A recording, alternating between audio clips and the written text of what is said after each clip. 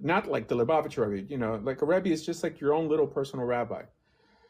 And in his case, I don't think he would publicly come out against anything that's not traditionally Sephardi, because that's a community he belongs to. So I'm a little more colorful than that. One, like he's a Baal Tshuva.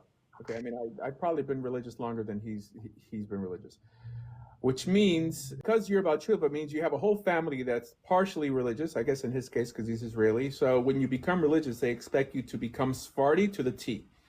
While a convert, we can choose.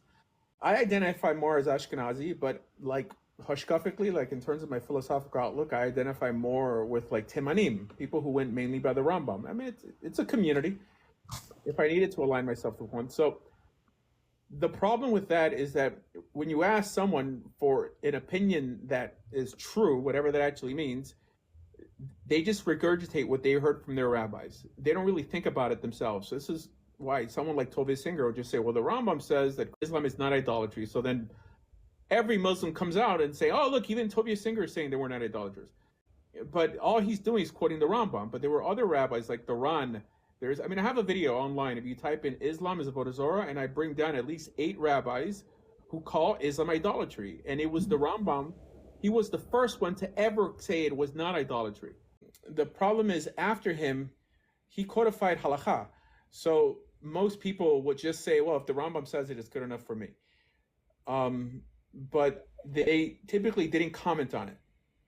That's the thing. Maimonides actually mentions it, just because he brings down laws that have to do with the land of Israel. While most of halakha like doesn't include the status of people living in the land of Israel, but his does. I mean, the Rambam's the only one who like spoke about Mashiach from a halakhic perspective. So there's some things that because the Rambam made it popular, it's irreversible. I actually got the sources for my video from, there's a rabbi in Israel, his name is Menachem Gottlieb, and he had a seminar on this. By the way, there's another rabbi, his name is Rabbi David Bar Chaim, and Rabbi David Bar Chaim, he's a rabbi of Machon Shiloh, he lives in Israel, and he has a whole video that came out after my video, by the way, saying the exact same thing I was saying, that Islam is idolatry because of that, because of the whole parameters of Avodah Zarah.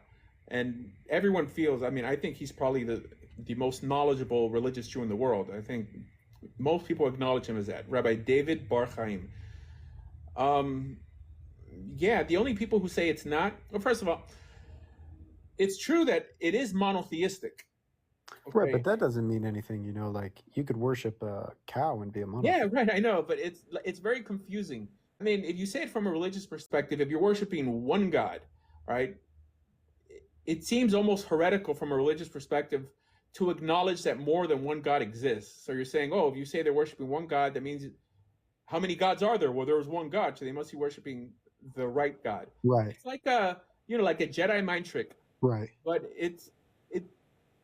I know I make it sound easy because when I say it, I kind of feel like it sounds so clear to me that you could be an idolater and still be a monotheist, right? For some reason, every time I say that to Muslims, like they pause for a second, like they never heard of the concept.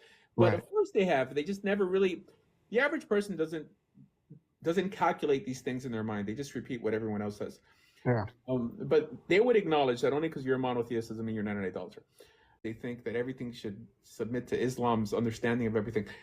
I don't know. It's I would love to.